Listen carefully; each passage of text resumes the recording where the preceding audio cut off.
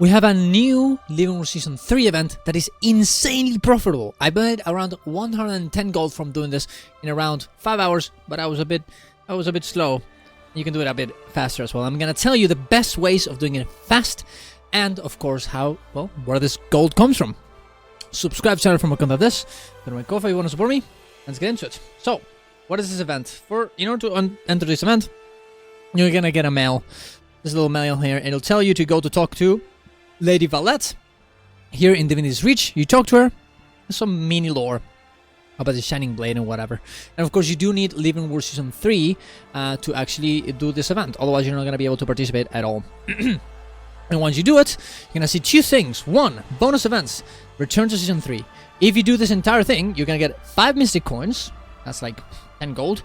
Plus a Leyline Weapon Cache that you can use to get a bag of Mystic Coins or any of these weapons. Now, I fucked up, okay? And I actually picked one of these weapons that I already had because I thought that we could actually sell it, but you cannot. If you already, this will be account bound. So if you really want to get gold out of this, you should pick the bag of Mystic Coins. But if you care at all about weapons, these ones are worth like 50 gold. So honestly, these weapons are beautiful and they're worth a lot. So definitely go for that. That being said, all these little events, the weeklies that we're going to talk about later, will actually give you some materials. Actually, karma is not usually what it gives you. It just gives you some boxes that give you some materials. Actually, karma is not usually what it gives you. It just gives you some boxes that give you some materials. Other than those rewards, what else do you get? You also get a lot of currency. And you can transform this currency into unbound magic to transform it into gold, but I personally wouldn't really do that, as most of that currency can be used to get very cool minis, and also ascended gear, which is very useful if you don't have full legendary. If you do have full legendary, and you have all the minis, and you don't care about that, you might as well just go and transform it into unbound magic. But personally, I'm not gonna do it because you never know. But if you do indeed want to use the unbound magic to get gold, where's unbound magic? You can actually trade it for any of the maps, currency, people, sellers, vendors, in order to get one specific item that gives you a bit of gold. You can open it, it's a little bag, and you'll get some gold. But the thing is, like, it's not really a lot of gold. I'm searching for it right now. For some reason, it's not really loading. I think I have it here though. Oh, there we go. There it is. Unbound magic. There it is. The magic warp bundle. It'll give you 9 copper per unreal unbound magic. Just not worth it, honestly, guys. I would not recommend it. I just wouldn't. I really don't see the point. Instead, just use all this blood rubby and all this stuff. I know, to get other, ascended weapon. Ascended rings, ascended. Well, I guess it's used for gold, but yeah, ascended trinkets, anything, right? So yeah, it's kind of cool that we got this amount of stuff for sure, but I mean, use it for an emergency, I think. And the biggest thing as well is the fact that your daily return to Season 3, that will be daily, every day, this is going to change, will give you 1 Mystic Coin each of these events. And this is by just doing random events in each of these zones. Absolutely great. So my recommendation, personally, for you guys to do this is to do the daily returns to Season 3 every day, and at the end of the week, if you see that you don't have all of these ones done, you can go and finish the specific events here, because that way you don't have to really think about it. By doing these dailies and you going for a meta or different random events, you're probably going to complete everything. But if you want to just blast it completely, let's go into how you can get this 110 gold. That's, after doing this entire thing in this whole run, that's how much gold I got.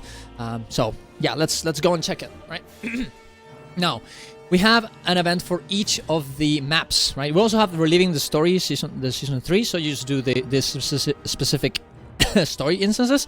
If you like that kind of stuff, definitely do it. I don't really like it, so I didn't do it. But the first thing is the Bloodstone Fen. You have to do 4 things in Bloodstone Fen. It's actually pretty easy. You have to go to here. Oh, where is it? Bloodstone Fen. There you go. Bloodstone Fen, very easy. There's going to be 2 events that are going to have to be done. 2 mass. One here on Bloodstone Mall. You're going to see this event happening. Defeat the Jade Construct before it drains the Bloodstone around this spot in the map. So it's essentially around here in the map, around this spot right here around the Bloodstone Fen. If you do that chain, you'll get to the end of the boss, and you'll get it, and eventually you'll get that that final boss, and that, of course, that achievement, right? The other one will be here on the Coliseum of the Faithful. You're gonna see one event spawning that is called something like you need to exercise the ghosts. That will lead into another one that will have to kill Hablion, the boss of this meta, and you'll get another achievement. There's also one specific spot on the top of the tower here.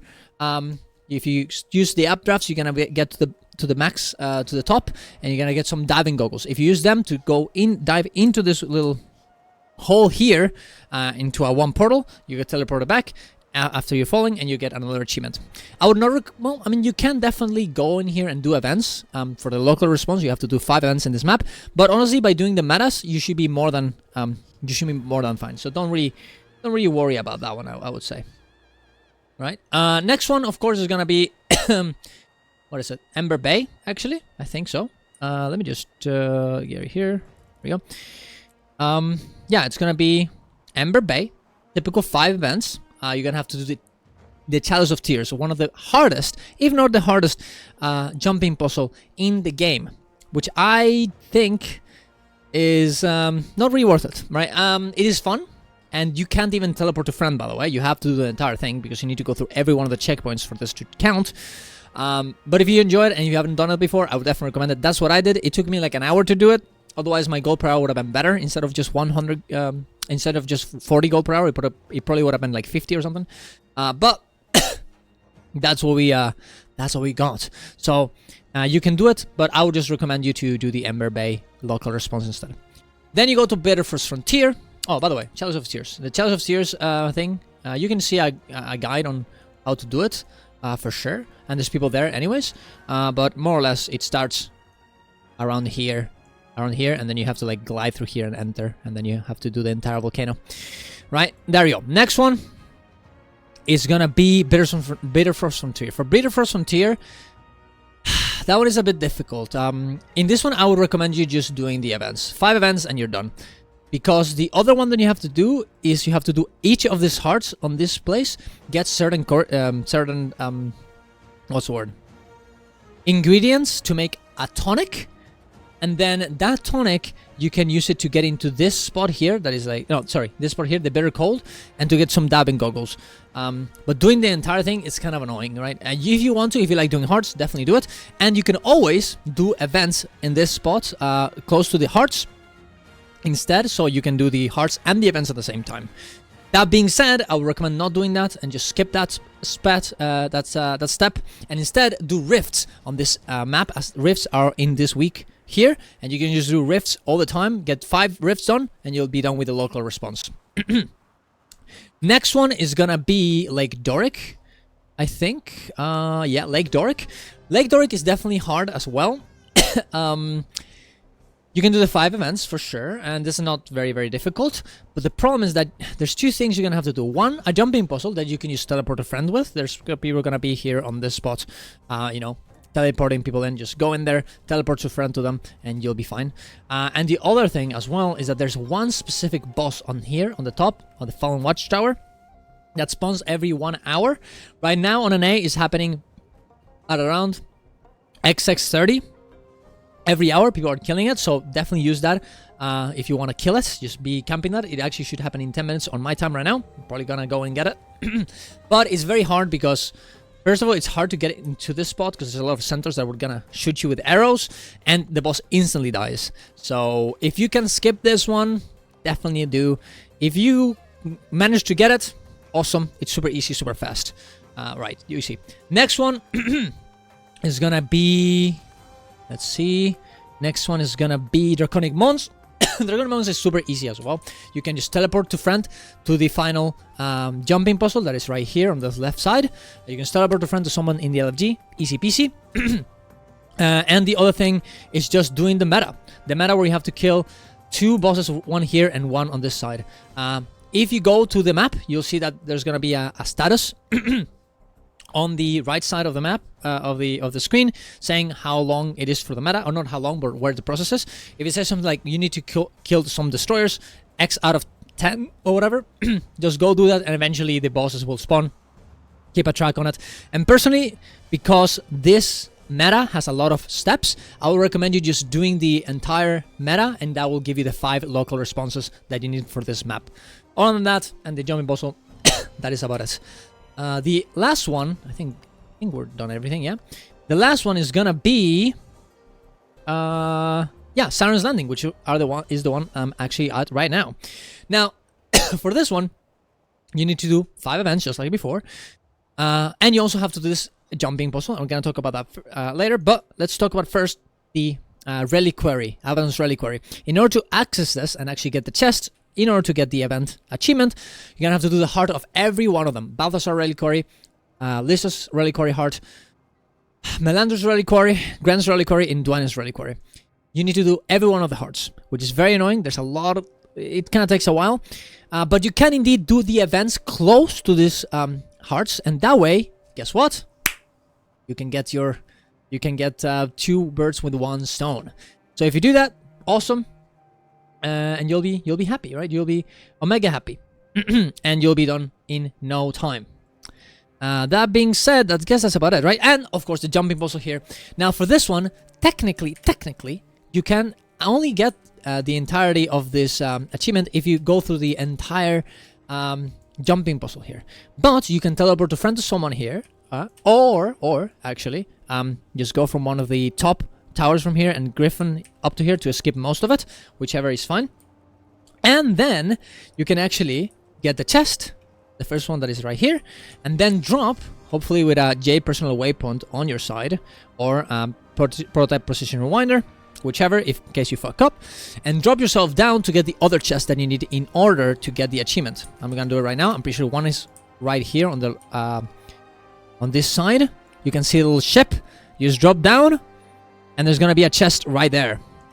You pick it up. It will count for one of the achievements. Well, it's a 3-step achievement, so you need the one at the top, the one in the middle, and the one at the bottom. And the one at the bottom is around here. You're just gonna drop here on this side. Gonna be looking for that little ship, and you can see it in the bottom, right there. You can see it. You're gonna drop there. You're gonna drop there. Glide before you die, and then go get the chest, which is right here. I already got on it, so it doesn't matter. Also forgot about one that's this little thing, okay, called the diving goggles. If you are at the end of the ascent, right, of the jumping puzzle, if you go to this little thingy here, this little, I don't know how you say this in English, guys, but you know, this little pole, you get to the end of it, and you say pick it up, you pick it up, and now you have the diving goggles, and you have to just launch yourself there, and you'll have the achievement. Boom, easy. And there you go. I fucked up though, and now I'm not at the top, but that's okay. And that's about it. That's the way that you get every one of the events as fast as possible, the achievements as fast as possible, and you get your gold as fast as possible. Remember though, to every day do your daily bonus event as well, daily return to season 3, and you'll be blasting. But there you go. That's about it. Thank you very much for watching, guys. See you guys around. Go to my Twitch live. Well, twitch.tv to watch me live. Go to my Ko-Fi if you want to support me. Go to my Discord to hang out off stream. And see you guys around. Love you all. Great event. Very happy with it. We haven't really done a lot of events like this lately. Not ones that are 1, profitable, and 2, fun. And yeah, there you go. Thank you very much for watching, guys. See you guys around. Love you all. Bye-bye. Bye-bye.